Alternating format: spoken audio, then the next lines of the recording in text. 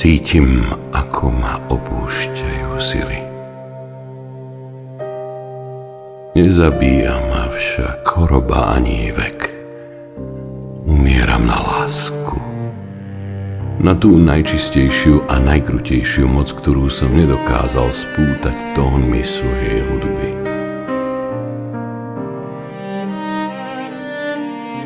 Raz, na jediný nestrážený okamih som ju držal v náručí.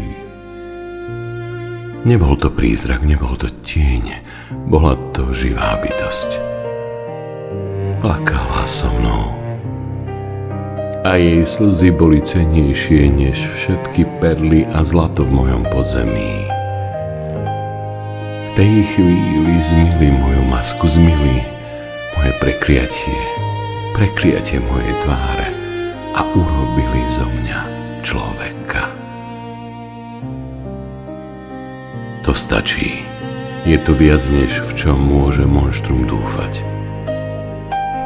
Bol som len prízrak, mrazivé ticho v chodbách. Bol som pre vás monštrum, zvírený prach v temnote. Dnes už som človek. A konečne som slobodný. Môj palác sa rúca do ticha a ja odchádzam tam, kde už netreba skrývať tvár. No nezomieram sám. Odnášam si do tmy jej súcit, jeden bosk a prsteň, ktorý mi darovala.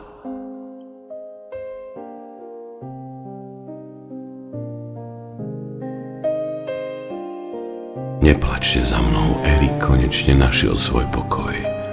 Moja maska padá, ale moja hudba zostáva s vami. A pamätajte, vaše odsúdenie tu zostáva rovnako navždy, ako moja láska k nej. Ako moja láska k nej. Ako láska, ktorá nikdy nezomiera.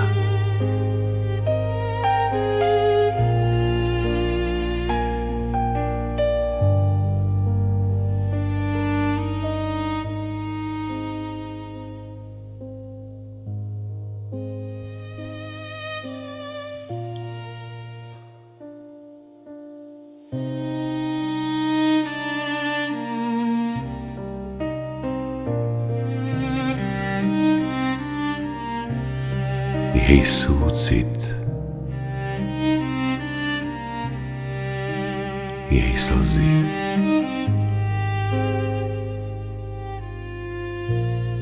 moje svetlo. Koniec.